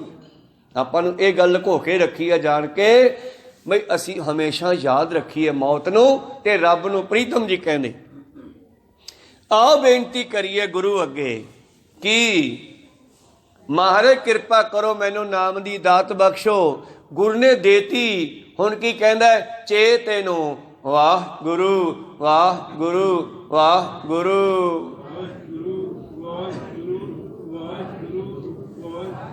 वाह गुरु वाह गुरु वाह गुरु। चेत गोबिंद आराधिया। एक नवा साल शुरू हो गया अज गुरमत मुताबक नानक साही शमत 553 ਉਹਦਾ अज पहला दिन है। कहो सतनाम। पुराने ਸਮਿਆਂ ਦੇ ਮੁਤਾਬਕ अप्रैल ਦੇ ਵਿੱਚ ਹੀ ਬਈਆਂ ਬਦਲਦੇ ਸੀ ਨਾ। ਅੱਜ ਜਦੋਂ ਮਾਰਚ ਪੂਰੀ ਹੋ ਗਈ अप्रैल ਵਿੱਚ ਬਦਲਣਗੇ। ਤੇ ਪਰ ਆ ਦੇਸੀ ਮਹੀਨਾ ਜਿਹੜਾ ਇਹ ਚੇਤ ਜਿਹੜਾ ਹੈ ਇਹਦੇ ਵਿੱਚ ਹੀ ਅਸਲ ਵਿੱਚ ਨਵਾਂ ਸਾਲ ਸ਼ੁਰੂ ਹੁੰਦਾ, ਕਿਉਂਕਿ ਚੇਤ ਮਹੀਨਾ ਮਾਰਚ ਵਿੱਚ ਵੀ ਚੱਲੂਗਾ, ਅੱਧਾ अप्रैल ਵਿੱਚ ਵੀ ਰਹੂਗਾ। ਕਹੋ ਸਤਨਾਮ ਸੀ। ਚੇਤ ਆਰੰਭਤਾ ਹੈ, मतलब ਉਹਨਾਂ ਨੇ ਅੰਗਰੇਜ਼ੀ अप्रैल ਮੰਨ ਲਿਆ, ਅਸਲ ਵਿੱਚ ਚੇਤ ਹੀ ਆਰੰਭਤਾ ਹੈ। ਤੇ ਇਹ ਚੇਤ ਹੀ ਸਾਨੂੰ ਪਰਮੇਸ਼ਰ ਨਾਲ ਵੀ ਮਿਲਾਵੇਗਾ। ਕਹੋ ਸਤਨਾਮ ਸੀ। ਭਾਵ ਚੇਤਨਾ ਸਿਮਰਨ ਭਜਨ ਬੰਦਗੀ। चेत गोबिंद आराधी है होवे आनंद काना। हुण गुरु अर्जन देव जी सानू सलाह दिंदे ने, उत्ते असीं बेनतियां कर लियां सारियां पहले पहरे च, पहले शब्द च। दूजा शब्द आरंभ हो गया चेत गोबिंद आराधी है होवे आनंद काना। सिखा परमेश्वर नू सिमरिया कर, जिंदगी सुख की आनंद बन जाना। नाले रोज गुरु घर जाया कर। संत जना मिल पाई है, ये आनंद तेनों संगत विचों मिलेगा। पाठ पढ़ियो और वेद विचारियो, सारे कर्म कांड लिख के अखीरली पंक्ति लिखते हैं साध संगत है सिर कर्मन के कर्मा। कहो नानक तिस भयो परापर जिस पुरब लिखे का लेना। प्रीतम जी कहते आखिरी पंक्ति विच संत जना मिल पाई है रसना नाम भना। साधुआं दी गुरमुखां दी ਹੁਣ ਇਹ ਨਹੀਂ ਵੀ ਕੋਈ ਕੇਵਲ ਇੱਥੇ ਹੀ, ਬਾਹਰ ਵੀ ਤੁਹਾਨੂੰ ਬ੍ਰਹਮ ਗਿਆਨੀ ਮਿਲ ਸਕਦੇ ਹੈ ਤੇ ਇੱਥੇ ਵੀ ਤੁਸੀਂ ਸਾਰੇ ਸੰਤ ਹੀ ਹੋ। ਸੰਤ ਜਨਾ ਮਿਲ ਪਾਈ ਹੈ, ਪਰਮੇਸ਼ਰ ਦੇ ਪਿਆਰਿਆਂ ਦੀ ਸੰਗਤ ਕਰੀਏ। ਗੁਰੂ ਗ੍ਰੰਥ ਸਾਹਿਬ ਜੀ ਦੀ ਹਜ਼ੂਰੀ ਵਿੱਚ ਆ ਕੇ ਬੈਠ ਗਏ ਤਾਂ ਇਸ ਦੇ ਵਿੱਚ 36 ਪਰਮੇਸ਼ਰ ਦੇ ਪਿਆਰੇ ਸੰਤ ਬੈਠੇ ਆ। ਕਹੋ ਸਤਨਾਮ ਸ੍ਰੀ। नाम जपन वालियां दी संगत करिए। जिन्ना सास गिरास न विसरै हर नामा मन मंत। धन से सही नानका पूर्ण सोई संत। क्योंकि बहुते लोगों ने संत शब्द की भी नकल कर ली, पर पातशाह ने संतां दी पछाण भी दस दिती है कि तुहानू पित्तल ते सोने की पछाण नहीं। जे नहीं पछाण तो सुनारे तो करा लो, वो दस दूगा भी आ महंगा है सस्ता है। कहो सतनाम सी। ये सोना है पित्तल है। ਤੇ ਮੇਰਾ ਖਿਆਲ ਹੈ ਹੁਣ ਤਾਂ ਸਾਨੂੰ ਭਟਕਣ ਦੀ ਲੋੜ ਨਹੀਂ। ਗੁਰੂ ਗ੍ਰੰਥ ਸਾਹਿਬ ਦੇ ਵਿੱਚ ਹਰ ਤਰ੍ਹਾਂ ਦਾ ਸਾਡਾ ਨਿਰਣਾ ਕੀਤਾ ਪਿਆ। ਕੋ ਸਤਨਾਮ। ਕੋਈ ਸਮਾਂ ਸੀਗਾ ਜਦੋਂ ਇਹੋ ਜਿਹੇ ਸਾਧੂ ਲੱਭਦੇ ਨਹੀਂ ਸੀ, ਜੰਗਲਾਂ 'ਚ ਰਹਿੰਦੇ ਸੀ, ਉਹ ਮੇਲਿਆਂ 'ਤੇ ਆਉਂਦੇ ਸੀਗੇ। ਜਿਵੇਂ ਹਰਿਦੁਆਰ ਦਾ ਮੇਲਾ, ਕਲੈਤ ਦਾ ਮੇਲਾ, ਇਹ ਮੇਲੇ ਲੱਗਦੇ ਸੀ ਕੋਈ 12 ਸਾਲਾਂ ਬਾਅਦ, ਕੋਈ 4 ਸਾਲਾਂ ਬਾਅਦ। ਉੱਥੇ ਸਾਧੂ ਜਨ ਆਉਂਦੇ ਤੇ ਲੋਕ ਮੇਲਾ ਵੇਖਣ ਜਾਂਦੇ, ਉੱਥੇ ਸੰਗਤ ਹੁੰਦੀ ਸੀ। ਕੋ ਸਤਨਾਮ ਸੀ। ਉੱਠ ਫਰੀਦਾ ਸੁੱਤਿਆ, ਮੇਲਾ ਵੇਖਣ ਜਾ, ਮਿਲੀਏ ਕੋਈ ਬਖਸ਼ਿਆ, ਤੂੰ ਵੀ ਬਖਸ਼ਿਆ ਜਾ। ਪ੍ਰੀਤਮ ਜੀ ਕਹਿੰਦੇ ਆਓ ਉਹਨਾਂ ਦੀ ਸੰਗਤ ਕਰੀਏ। ਸੰਤ ਜਣਾ ਮਿਲ ਪਾਈਐ, ਰਸਨਾ ਨਾ ਭਣਾ। ਸੰਗਤ ਦੇ ਵਿੱਚ ਬੈਠ ਕੇ ਕਰਨਾ ਕੀ ਹੈ? ਕੱਲ ਮੱਸਿਆ ਸੀਗੀ, ਦੀਵਾਨ ਸਜਿਆ ਸੀਗਾ, ਢਾਡੀ ਸਿੰਘ ਲੱਗ ਰਹੇ ਸੀ, ਕਵੀਸ਼ਰ ਲੱਗ ਰਹੇ ਸੀ, ਪਰ ਥੋੜ੍ਹੀ ਦੂਰੀ ਤੇ ਇੱਕ ਬੀਬੀਆਂ ਦਾ ਝੁੰਡ ਜਿਹਾ ਬੈਠਾ ਸੀ। ਉਹ ਆਪਦੀਆਂ ਗੱਲਾਂ ਮਾਰੀ ਗਈਆਂ। ਅੱਧੀਆਂ ਦੀ ਪਿੱਠ ਸਟੇਜ ਕੰਨੀ, ਅੱਧੀਆਂ ਦਾ ਮੂੰਹ ਸਟੇਜ ਕੰਨੀ। ਇੱਧਰ 5-7 ਮੁੰਡੇ ਬੈਠੇ ਸੀ, ਉਹ ਆਪਦੀਆਂ ਗੱਲਾਂ ਕਰੀ ਗਏ। ਤੇ ਕੀ ਉਹ ਗੁਰੂ ਘਰ 'ਚ ਆਏ ਨੇ? ਕਹੋ ਸਤਨਾਮ। ਆ ਕੇ ਵੀ ਨਹੀਂ ਆਏ। ਉਹ ਲੋਕ ਆ ਕੇ ਵੀ ਨਹੀਂ ਆਏ ਜਿਹੜੇ ਇੱਥੇ ਆ ਕੇ ਉਹ ਗੱਲ ਨਹੀਂ ਕਰਦੇ ਜਿਹੜੀ ਕਰਨ ਆਏ ਆ। ਕਹੋ ਸਤਨਾਮ ਸ੍ਰੀ। ਉਹ ਗੈਰ ਹਾਜ਼ਰ ਹੈ, ਉਹ ਹਾਜ਼ਰ ਵੀ ਗੈਰ ਹਾਜ਼ਰ ਹੈ। ਤੇ ਉਹ ਘਰੇ ਬੈਠ ਕੇ ਵੀ ਹਾਜ਼ਰ ਹੋ ਗਏ ਜਿਹੜੇ ਘਰੇ ਬੈਠੇ ਦੀ ਗੱਲ ਕਰ ਰਹੇ ਆ। ਕਹੋ ਸਤਨਾਮ ਸ੍ਰੀ। ਇਸ ਕਰਕੇ ਸੰਤ ਜਣਾ ਮਿਲ ਪਾਈ ਹੈ। ਸਾਧੂਆਂ ਦੀ, ਗੁਰਮੁਖਾਂ ਦੀ ਸੰਗਤ ਵਿੱਚ ਬੈਠ ਕੇ ਕਰਨਾ ਕੀ ਹੈ? ਰਸਨਾ ਨਾਮ ਪਣਾ। ਵਾਹਿਗੁਰੂ ਵਾਹਿਗੁਰੂ ਵਾਹਿਗੁਰੂ ਨਾਮ ਜਪਣਾ। ਉੱਥੇ ਜਾ ਕੇ ਗੱਲਾਂ ਕਰਨ ਨੂੰ ਬਾਕੀ 23 ਘੰਟੇ ਘਰੇ ਬਥੇਰੇ ਨੇ ਤੁਹਾਡੇ ਕੋਲੇ। ਇੱਥੋਂ ਵਾਲਾ ਘੰਟਾ ਖਰਾਬ ਨਾ ਕਰੋ। ਕਹੋ ਸਤਨਾਮ ਸ੍ਰੀ। ਨਾਮ ਜਪੋ ਬੈਠ ਕੇ। ਬਾਬਾ ਜੀ ਅੱਗੇ ਕਹਿੰਦੇ ਜਿਨ ਪਾਇਆ ਪ੍ਰਭ ਆਪਣਾ, ਆਏ ਤਿਸੈ ਗਣਾ। ਆ ਹਾਜ਼ਰੀ ਗੈਰ ਹਾਜ਼ਰੀ ਦੀ ਗੱਲ ਵੀ ਆ ਗਈ ਇੱਥੇ। ਕਹਿੰਦੇ ਜਿਨ੍ਹਾਂ ਨੇ ਇੱਥੇ ਆ ਕੇ ਗੁਰੂ ਗੁਰੂ ਜਪ ਕੇ ਮਾਲਕ ਨੂੰ ਪ੍ਰਾਪਤ ਕਰ ਲਿਆ, ਮੈਂ ਸਮਝੂੰਗਾ ਉਹ ਤਾਂ ਮਨੁੱਖ ਬਣ ਕੇ ਆਇਆ ਸੀਗਾ। ਤੇ ਦੂਜੇ ਸਾਰੇ ਦਿਸਦੇ ਤਾਂ ਮਨੁੱਖ ਸੀ, ਪਰ ਕੰਮ ਪਸ਼ੂਆਂ ਵਾਲੇ ਕਰਦੇ ਰਹੇ। ਕੋ ਸਤਨਾਮ ਸੀ। ਕਰਤੂਤ ਪਸ਼ੂ ਕੀ, ਮਾਨਸ ਜਾਤ ਲੋਕ ਪਚਾਰਾ ਕਰਾ ਦਿਨ ਰਾਤ। ਦਿਸਦੇ ਮਨੁੱਖ ਸੀ, ਪਰ ਵਿੱਚੋਂ ਕੁਝ ਹੋਰ ਹੀ ਬਣੇ ਰਹੇ, ਸ਼ੇਰ ਬਘਿਆੜ।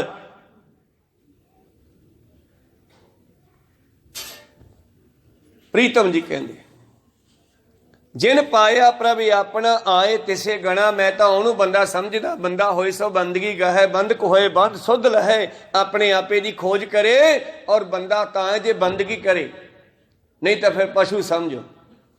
ਜਿਨ ਪਾਇਆ ਪ੍ਰਭ ਆਪਣਾ, ਆਏ ਤਿਸੈ ਗਣਾ। ਇੱਕ ਖਿਣ ਤਿਸ ਬਿਨ ਜੀਵਨ, ਬਿਰਥਾ ਜਨਮ ਜਣਾ। ਲਓ ਜੀ, ਤੁਸੀਂ ਤਾਂ ਕਹਿੰਦੇ ਕੋਈ ਨਹੀਂ ਆਥਰੇ ਤੜਕੇ ਪਾਠ ਕਰ ਲਾਂਗੇ। ਇਹ ਤਾਂ ਕਹਿੰਦੇ ਹਰ ਛਿਣ ਦੇ ਵਿੱਚ ਮੈਨੂੰ ਯਾਦ ਕਰੋ। ਪਤਾ ਨਹੀਂ ਕਿਹੜਾ ਛਿਣ ਮੌਤ ਵਾਲਾ ਹੋਵੇ, ਇਸੇ ਕਰਕੇ ਕਿਹਾ। ਕਹੋ ਸਤਨਾਮ ਸ੍ਰੀ। ਜੇ ਇੱਕ ਛਿਣ ਵੀ ਉਹਨੂੰ ਵਸਾਰ ਦਿੱਤਾ, ਪਤਾ ਨਹੀਂ ਉਦੋਂ ਮੌਤ ਹੋਵੇ ਤੇ ਕੰਮ ਖਰਾਬ ਹੋ ਗਿਆ। ਜੇ ਹਰ ਛਿਣ ਵੀ ਯਾਦ ਕਰੀਏ ਤੇ ਜਦੋਂ ਮੌਤ ਹੋਵੇ ਤੇ ਸਾਡਾ ਉਧਾਰ ਹੋ ਜਾਵੇ। ਕਹੋ ਸਤਨਾਮ ਸ੍ਰੀ। ਪ੍ਰੀਤਮ ਜੀ ਕਹਿੰਦੇ ਇੱਕ ਖਿਣ ਤਿਸ ਬਿਨ ਜੀਵਨ, ਬਿਰਥਾ ਜਨਮ ਜਣਾ। ਜਿਨ੍ਹਾਂ ਨੇ ਇੱਕ ਛਿਣ ਵੀ ਉਹਨੂੰ ਵਿਸਾਰਤਾ, ਉਹਨਾਂ ਦਾ ਮਨੁੱਖਾ ਜਨਮ ਬਿਰਥਾ ਚਲਿਆ ਗਿਆ। ਇਹ ਸੱਚ ਜਾਣਿਓ। ਜਲ ਥਲ ਮਹੀਲ ਪੂਰਿਆ, ਰਵਿਆ ਵਿੱਚ ਬਣਾ। ਉਹ ਜਲਾਂ ਥਲਾਂ ਦੇ ਵਿੱਚ ਹਰ ਥਾਂ ਤੇ ਵਸਦਾ ਹੈ। ਮਹੀਲ, ਮਹੀਲ ਧਰਤੀ ਤੋਂ ਆਕਾਸ਼ ਤੱਕ ਹਰ ਥਾਂ ਦੇ ਉੱਤੇ ਉਹਦਾ ਵਾਸਾ ਹੈ। ਮਹੀਲ ਪੂਰੀਆ ਰਵਿਆ ਵਿੱਚ ਬਣਾ, ਸੋ ਪ੍ਰਭ ਚੇਤਨ ਆਵੀ ਕਿਤੜਾ ਦੁੱਖ ਗਣਾ। ਤੇ ਸਿੱਖੋ ਆ ਜਿਹੜੇ ਦੁੱਖਾਂ ਦੇ ਕਰਕੇ ਤੁਸੀਂ ਮੇਰੇ ਕੋਲ ਆਇਓ ਨਾ, ਇਹ ਪਰਮੇਸ਼ਰ ਨੂੰ ਭੁੱਲਣ ਕਰਕੇ ਹੀ ਹੈ। ਪਰਮੇਸ਼ਰ ਤੇ ਭੁੱਲਿਆ ਵਿਆਪਨ ਸਭੇ ਰੋਗ, ਬੇਮੁਖ ਹੋਏ ਰਾਮ ਤੇ ਲੱਗਣ ਜਨਮ ਵਿਜੋਗ। ਖਿਨਮੈ ਕੋੜੇ ਹੋਏਗੇ ਜਿਤਨੇ ਮਾਇਆ ਭੋਗ, ਵਿੱਚ ਨਾ ਕੋਈ ਕਰ ਸਕਾ ਕਿਸਥੈ ਰੋਵੈ ਰੋਜ਼। ਇਸ ਕਰਕੇ ਪਰਮੇਸ਼ਰ ਜਦੋਂ ਯਾਦ ਨਹੀਂ ਆਉਂਦਾ ਉਦੋਂ ਹੀ ਦੁਖੀ ਹੁੰਦੇ ਆ। 84 ਲੱਖ ਜੂਨਾਂ ਤਾਈਆਂ ਭੋਗੀਆਂ, ਸ਼ਾਇਦ ਅਸੀਂ ਪਰਮੇਸ਼ਰ ਨੂੰ ਭੁੱਲਣ ਕਰਕੇ ਹੁਣ ਮਨੁੱਖ ਬਣੇ ਹੋ। ਤੇ ਮਨੁੱਖਾ ਜਨਮ ਦਾ ਪਹਿਲਾ ਕੰਮ ਹੈ ਪਰਵਾ ਪ੍ਰੀਤਮ ਕਰੋ ਵਿਚਾਰ। 38 ਗੌੜੀ ਦੀ ਪਹਿਲੀ ਤਿੱਥ ਵਿੱਚ ਵੀ ਕਬੀਰ ਸਾਹਿਬ ਇਹੀ ਕਹਿੰਦੇ ਆ ਕਿ ਮਨੁੱਖ ਦਾ ਪਹਿਲਾ ਕੰਮ ਹੈ ਉੱਠ ਕੇ ਵਾਹਿਗੁਰੂ ਕਹਿਣਾ। ਕਹੋ ਸਤਨਾਮ ਸ੍ਰੀ। ਯਾਦ ਕਰਨਾ ਪਰਮੇਸ਼ਰ ਨੂੰ। ਆਖਰੀ ਪੰਕਤੀ ਵਿੱਚ ਬਾਬਾ ਜੀ ਕਹਿੰਦੇ ਸੋ ਪ੍ਰਭ ਚੇਤਨ ਆਵੇ ਕਿਤੜਾ ਦੁੱਖ ਗਣਾ। ਕਿੱਡੇ ਕਿੱਡੇ ਦੁੱਖ ਲੱਗ ਸਕਦੇ ਆ ਪਰਮੇਸ਼ਰ ਨੂੰ ਭੁੱਲ ਕੇ, ਮੈਂ ਕਹਿ ਨਹੀਂ ਸਕਦਾਗਾ। ਦੁੱਖਾਂ ਦੀ ਵੀ ਕੋਈ ਗਿਣਤੀ ਨਹੀਂ। ਕਿੱਡਾ ਦੁੱਖ ਲੱਗ ਸਕਦਾ ਹੈ। ਪਰਮੇਸ਼ਰ ਦੇ ਭੁੱਲਿਆਂ ਵਿਆਪਨ ਸਭੇ ਰੋਗ, ਬੇਮੁਖ ਹੋਏ ਰਾਮ ਤੇ ਲੱਗਣ। ਜਨਮ ਵਿਜੋਗ ਤਾਂ ਵੱਡਾ ਦੁੱਖ ਹੈ, ਵਿਛੋੜਾ ਤਾਂ ਬਹੁਤ ਵੱਡਾ ਦੁੱਖ ਹੈ। ਇਸ ਕਰਕੇ ਬਾਬਾ ਜੀ ਕਹਿੰਦੇ ਆਓ ਨੂੰ ਯਾਦ ਕਰੀਏ। ਸੋ ਪ੍ਰਭ ਚੇਤਨ ਆਵੀ ਕਿਤਨਾ ਦੁੱਖ ਗਣਾ, ਜਿਨੀ ਰਾਵੀਆ ਸੋ ਪ੍ਰਭੂ। ਤੇ ਜਿਨ੍ਹਾਂ ਨੇ ਗੁਰੂ ਵਾਲੇ ਬਣ ਕੇ ਉਸ ਪ੍ਰਭੂ ਨੂੰ ਰਾਵਣਾ ਹੁੰਦਾ ਮੰਨਣਾ, ਉਹਦਾ ਆਨੰਦ ਮਾਨਣਾ, ਉਹਦੇ ਵਿੱਚ ਡੁੱਬ ਜਾਣਾ, ਇੱਕ ਮਿੱਕ ਹੋ ਜਾਣਾ, ਉਹਨਾਂ ਨੇ ਵਾਲੇ ਵੱਡੇ ਭਾਗ ਹੈ। ਤਿੰਨਾਂ ਭਾਗ ਮਣਾ ਇੱਥੇ ਨਾ ਲਾਇਆ। ਜੇ ਨਾ ਲੱਗਿਆ ਹੁੰਦਾ ਫਿਰ ਤਾਂ ਮਨ ਨੂੰ ਸੰਬੋਧਨ ਸੀ, ਇੱਥੇ ਨਾ ਲਾਇਆ ਮਣਾ। ਤੇ ਇਹਦਾ ਕੀ ਮਤਲਬ ਬਣਿਆ? ਮਣਾ ਮੂੰਹੀ। ਜਦੋਂ ਕਿਸੇ ਚੀਜ਼ ਦਾ ਨਾਪ ਤੋਲ ਨਿਕਲ ਜੇ ਹੱਥ ਚੋਂ ਨਾ ਸਮਝ ਆਵੇ ਕਿੰਨਾ ਕੁ ਹੈ, ਕੀ ਕਹਿੰਦੇ ਆ? ਇਹ ਤਾਂ ਮਣਾ ਮੂੰਹੀ ਆ। ਭਾਵ ਉਹਨਾਂ ਨੂੰ ਕਿੰਨੇ ਸੁੱਖ ਮਿਲੇ? ਮਣਾ ਮੂੰਹੀ। ਇਹਦਾ ਵੀ ਕੋਈ ਅੰਤ ਨਹੀਂ। ਫਿਰ ਜੇ ਪਰਮੇਸ਼ਰ ਯਾਦ ਆ ਜੇ ਤੇ ਸੁੱਖ ਮਿਲਦੇ ਕਿੰਨੇ ਆ। ਕੋ ਸਤਨਾਮ ਸੀ। ਜੇ ਭੁੱਲ ਜਾਵੇ ਫਿਰ ਇਹਦਾ ਵੀ ਕੋਈ ਅੰਤ ਨਹੀਂ ਕਿ ਦੁੱਖ ਮਿਲਦੇ ਕਿੰਨੇ ਆ ਤੇ ਕਿੱਡੇ ਕਿੱਡੇ ਹੋ ਸਕਦੇ ਆ। ਇੱਕ ਦੁੱਖ ਵਿਛੋੜਾ, ਇੱਕ ਦੁੱਖ ਭੂਖ, ਇੱਕ ਦੁੱਖ ਸਖਤ ਵਾਰ ਜਮਦੂਤ, ਇੱਕ ਦੁੱਖ ਰੋਗ ਲੱਗੇ ਤਨ ਧਾਏ, ਵੈਦ ਨਾ ਭੋਲੇ ਦਾਰੂ ਲਾਏ। ਐਸੇ ਐਸੇ ਦੁੱਖ ਪਰਮੇਸ਼ਰ ਨੂੰ ਵਿਸਾਰ ਕੇ ਪ੍ਰੀਤਮ ਜੀ ਕਹਿੰਦੇ ਸੋ ਪ੍ਰਭ ਚੇਤਨ ਆਵੀ ਕਿਤਨਾ ਦੁੱਖ ਗਣਾ, ਜਿਨੀ ਰਾਵਿਆ ਸੋ ਪ੍ਰਭੂ ਤਿੰਨਾ ਭਾਗ ਮਣਾ। ਉਹਨਾਂ ਦੇ ਵੱਡੇ ਭਾਗ ਹੈ ਜਿਨ੍ਹਾਂ ਨੇ ਮਾਲਕ ਨਾਲ ਮਿਲਣਾ ਕੀਤਾ। ਇਹ ਮਹਿਮਾ ਸੁਣੀ, ਆਖਰੀ ਪੰਕਤੀ ਆ।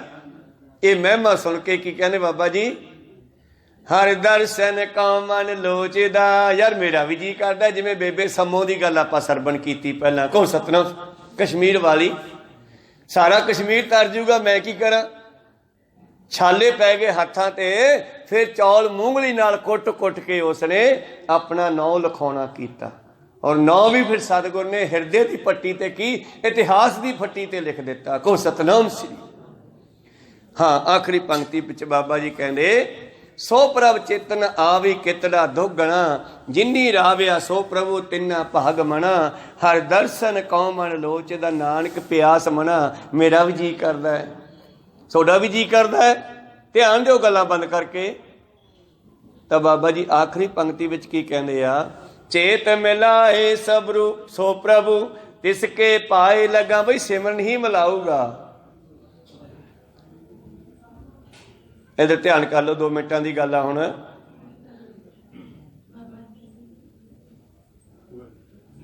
ਚੇਤ ਮਿਲਾਏ ਸੋ ਪ੍ਰਭੂ, ਤਿਸ ਕੇ ਪਾਏ ਲੱਗਾ। ਮੈਂ ਵੀ ਉਹਦੇ ਚਰਨੀ ਲੱਗਾ। ਸੱਜਣ ਠੱਗ ਨੂੰ ਬਾਬਾ ਨਾਨਕ ਮਿਲਿਆ, ਜਦੋਂ ਸਮਝਾਇਆ ਆਨੰਦ ਹੋ ਗਿਆ। ਜਦੋਂ ਬਾਬਾ ਤੁਰਨ ਲੱਗਿਆ, ਸੱਜਣ ਠੱਗ ਜੀ ਕਹਿਣ ਲੱਗੇ ਮਹਾਰਾਜ ਫੇਰ ਕਦੋਂ ਮਿਲਾਪ ਹੋਣਗੇ? ਤੇ ਬਾਬਾ ਜੀ ਕਹਿੰਦੇ ਜੇ ਗੁਣ ਹੋਵਣ ਸੱਜਣਾ, ਜੇ ਹਿਰਦੇ ਵਿੱਚ ਗੁਣ ਹਨ ਤੇ ਗੁਣ ਹੀ ਸਾਨੂੰ ਮਿਲਾਉਣਗੇ। ਤੇ ਇਸ ਕਰਕੇ ਗੁਣ ਪੈਦਾ ਕਰੀਏ ਭਗਤੀ ਦੇ, ਪਰਮੇਸ਼ਰ ਦੇ, ਸੇਵਾ ਸਿਮਰਨ ਦੇ। ਗੁਰੂ ਕਿਰਪਾ ਕਰਨ। ਮੈਂ ਪਹਿਲਾਂ ਬੇਨਤੀ ਕੀਤੀ ਸੀ, ਮਾਤਾਵਾਂ ਨੇ ਫਿਰ ਉਹੀ ਕੰਮ ਸਾਹਮਣੇ